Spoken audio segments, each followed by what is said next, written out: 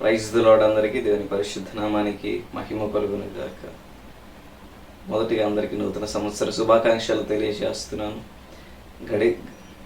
గతించిన సంవత్సరంలో కలవరపరిచే శోధనలను, కృంగదీసే భయాలు, అలాగే సమ్మతి లేని సుడిగుండాలు ఆవరించినప్పుడు సత్య ప్రమాణం నెరవేర్చడానికి చేసిన వాగ్దానాన్ని దేవుడు నెరవేర్చడానికి సహాయం చేస్తూ నడిపిస్తూ ఈ నూతన సంవత్సరాల్లో కాడికి పెట్టించాడు కదా.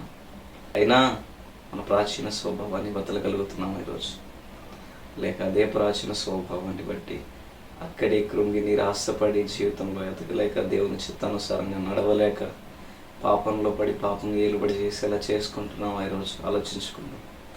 నీపై అనంతమైన కృపను చూపినటువంటి ఆయన ప్రేమను మరచి లోక ప్రేమను ఎంచి, నీపై అనంతమైన కృపను చూపినటువంటి ఆ దేవుని ప్రేమను మరచి ఆయన సన్నిధ్యాన్ని విడిచి ప్రేమించక లోకానికి లోబడుతూ దేవుని ప్రేమకు, దేవునికి ఆజ్ఞలకు, ప్రమాణాలకు చేరలేక దేవునికి దూరం అయిపోతున్న జీవితాలు ఎన్నో కదా.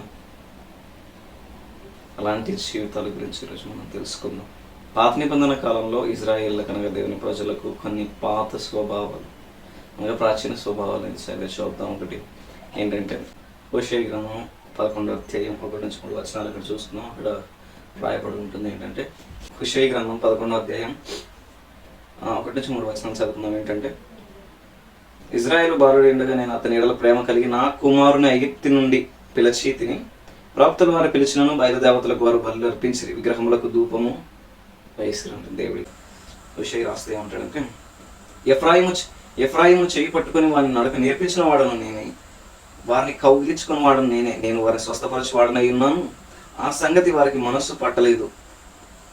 ఒకడు మనుషులను తోడుకొని పోనట్లుగా స్నేహ బంధంతో నేను వారిని బంధించి ఆకర్షించి తిని, ఒకడు పశువుల మీది కాడిని తీసినట్లుగా నేను వారి కాడి తీసి వారి ఎదుట భోజనం పెట్టి తిని, ఐగుప్తునకు వారు మరలా తిరిగిపోరు కానీ నన్ను విసర్జించినందున అష్షూరు రాజు వారి మీద ప్రభుత్వం చేస్తుంది. దేవుడు అప్పటి వరకు పిలిచాడు, స్నేహబంధంతో ఆకర్షించాడు, ప్రేమించాడు, స్వస్థపరిచాడు.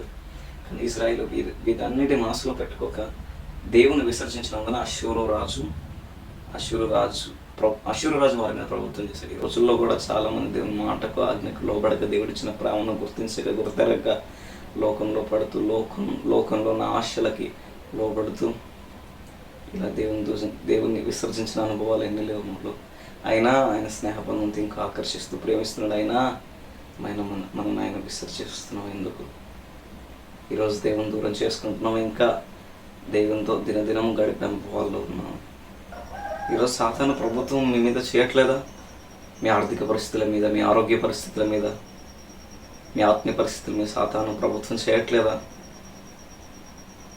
అందుకే ఉంటుంది ఏంటంటే, ఈ ప్రభుత్వం చేయడానికి గల కారణాలు ఏంటారు? సాతాను మన మీద ప్రభుత్వం అధికారం చేయడానికి గల కారణాలు ఏంటంటే, ప్రభుత్వం మనం విసర్జించే రోజులు ఉన్నాయో, గతంలో దేవుని మనం విసర్జించిన అనుభవాల్లోనేమో, దేవుని ప్రార్థన చేయక, ప్రార్థనకి సమయం ఇవ్వక, బైబిల్కి సమయం ఇవ్వక, వాక్యానికి చోటు ఇవ్వక దేవుని విసర్జించిన సమయాలు ఉన్నాయేమో, దేవునికి సమయం ఇవ్వని సమయాలు ఉన్నాయేమో. అదేవిధంగా చూసుకున్నాం మనం. అదే ఉంటుంది ఏంటంటే, యెషయా గ్రంథం 59వ అధ్యాయం ఒకసారి చదువుకుందాం.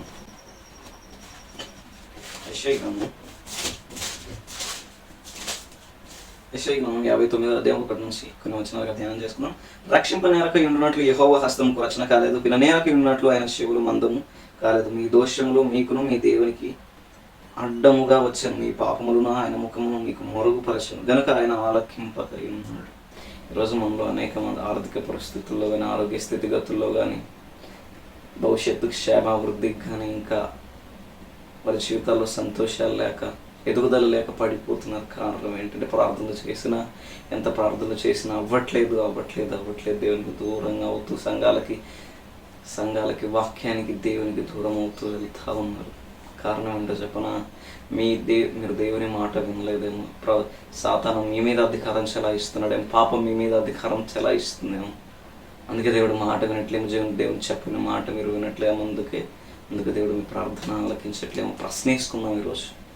నేను చెప్తున్నానని కాదు, కానీ ప్రశ్నేసుకున్నాం ఈరోజు. నాలో దేవునికి అయిష్టమైనది ఏంటి? అది ఇక్కడ చెప్తాడు ఏంటంటే, రక్షింప నేరకు ఉండినట్లు యెహోవా హస్తం కొరచినా కాలేదు, నేరకు ఉండినట్లు ఆయన చెవులు మందగించలేదు. ఇక్కడ ఉంటుంది ఏంటంటే, మీ పాపములు ఆయన ముఖమును మీకు మరుగు చేసినవి, ఆయనకు మనకు మధ్య మన పాపాలు అడ్డు వస్తున్నాయి. ఇక్కడ యేషయ్య గారు రాస్తారు ఏంటి ఈరోజు ఆలోచించుకుంది కదా ప్రార్థన, ప్రభువా నీకు నాకు మధ్య అడ్డంగా ఉండే ఒక ఆలోచన ఏంటది, నీకు నాకు మధ్య అడ్డుగా ఉండే నా నడవడిక, నా చెడు నడత ఏంటని ప్రశ్నించుకుందాం ఈరోజు. ఇప్పుడు అంటాడు ఏంటంటే, నా అనాది సంకల్పం చొప్పున నేను పిలుచుకున్నా, నా అనాది సంకల్పం చొప్పున నేను ఏర్పరచుకున్నా.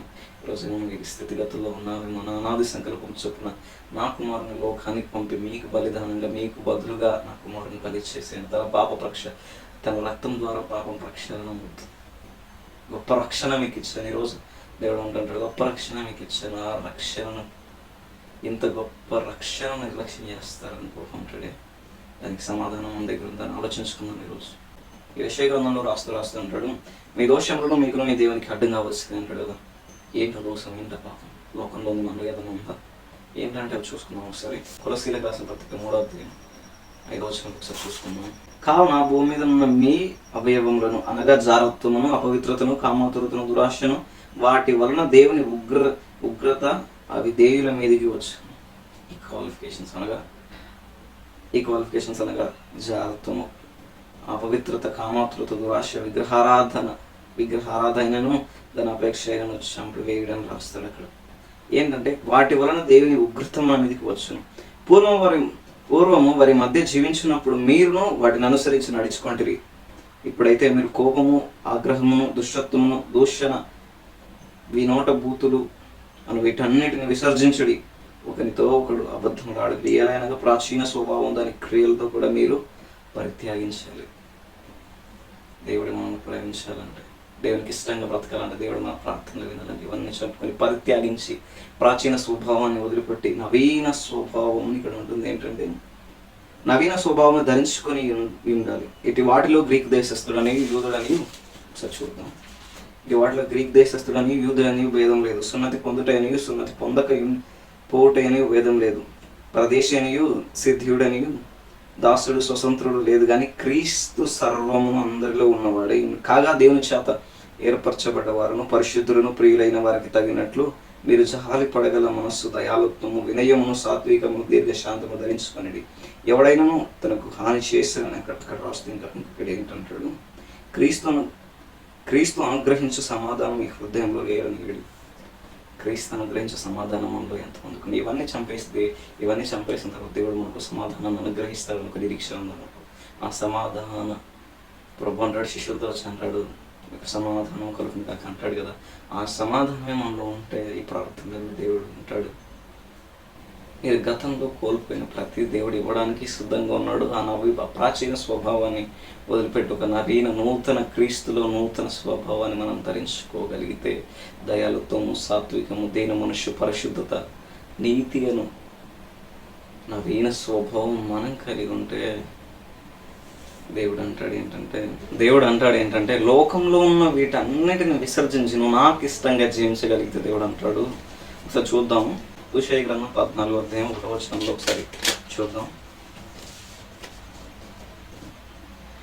మనం ఆయన వైపు తిరగగలిగితే, ఇవన్నీ లోకాన్ని విడిచి మనం ఆయన వైపు తిరగగలిగితే, ప్రాచీన స్వభావాన్ని వదిలిపెట్టి మనం ఒక నూతన స్వభావాన్ని ధరించుకోగలిగిన వారమైతే ఆయన తట్టు తిరిగితే ఇక్కడే ఉంటుంది. ఏంటంటే యెషయా గ్రంథం 14వ అధ్యాయం 1వ వచనంలో ఉంటుంది, ఇజ్రాయేలు నీ పాపము చేత నీవు కూలితేవి గనుక నీ దేవుడని యెహోవా తట్టుకు తిరుగుము, మాటలు సిద్ధపరచుకుని యెహోవా యుద్ధకు తిరుగుడి అని అక్కడ రాస్తూ అంటాడు.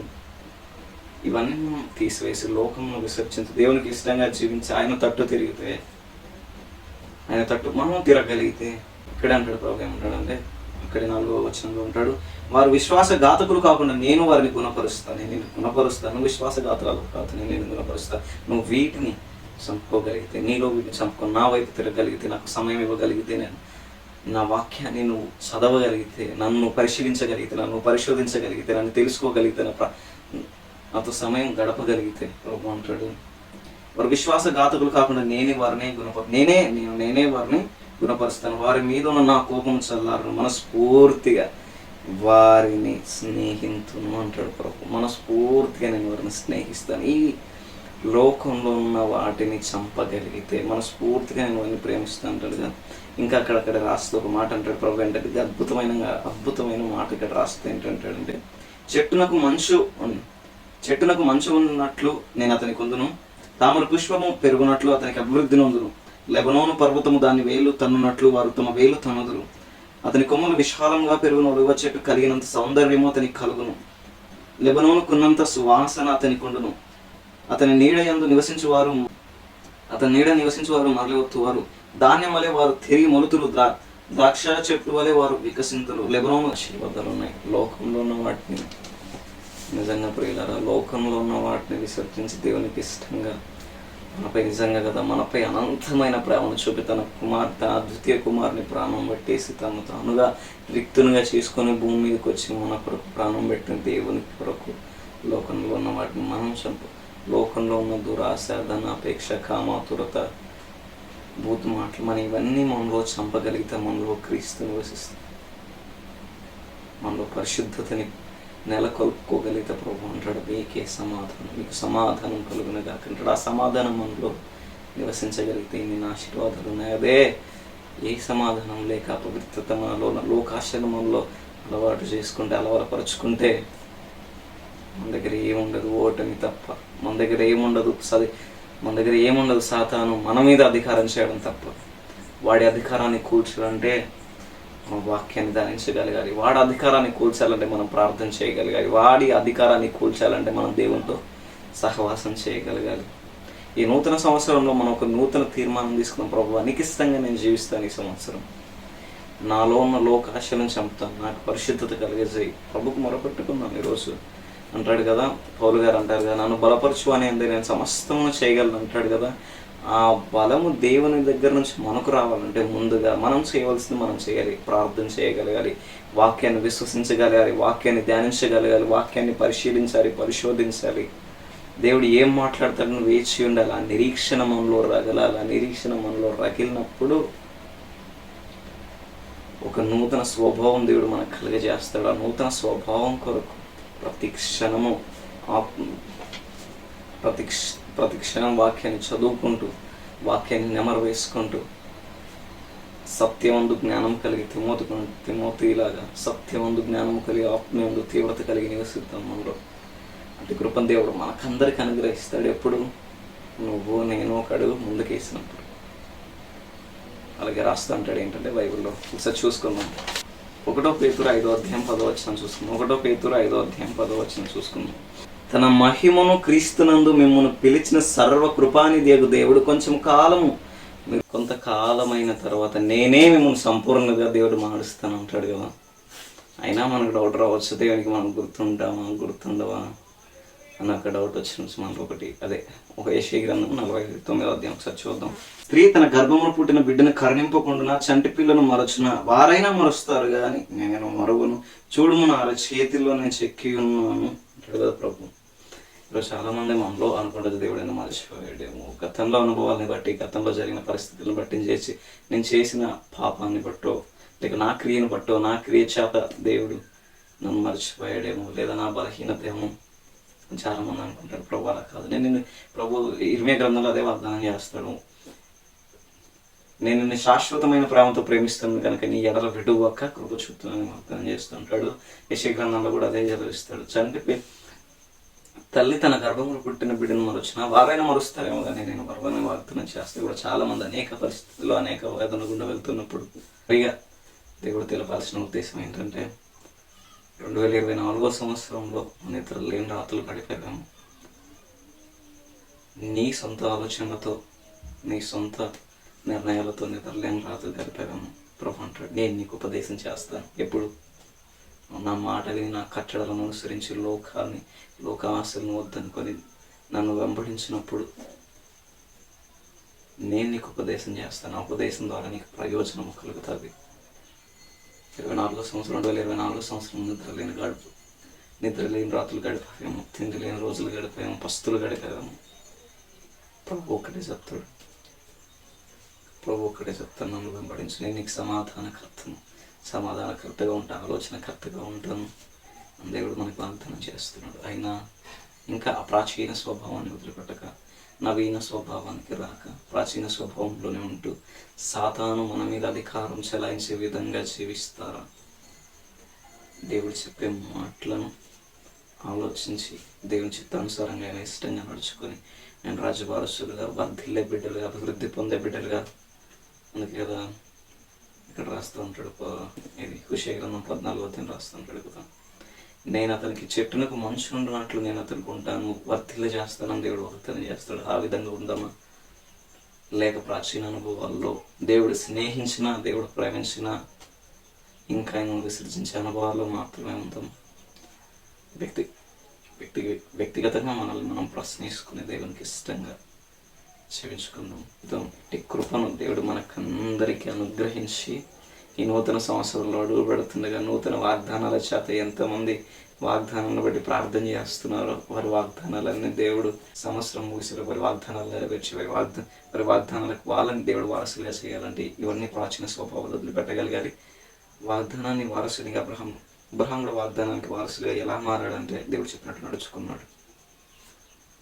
దేవుడు చెప్పినట్టు మనం నడుచుకుంటే ఈరోజు తీర్మానం తీసుకోగలిగితే నూతన సంవత్సరంలో అడుగుపడుతున్న నూతన నవీన స్వభావం అనగా దేవుని చిత్తానుసారంలో మనం నడవగలిగితే దేవుడు మనకు తోడుగా ఉండి వర్ధిల్ల చేసి జ్ఞానం కలుగుటకు ఉపదేశం మనం అంగీకరిస్తే దేవుడు మనల్ని వర్ధిల్ల చేస్తాడని విశ్వసిద్దాం. నూతన యెరూషలేము సీయోను మన కొరకు నిర్మింపబడుతున్నది కాబట్టి ఆ నిరీక్షణ మనలో రగిలించే దేవుడు మనకు అందరికీ తోడైనది గాక. ఆమేన్.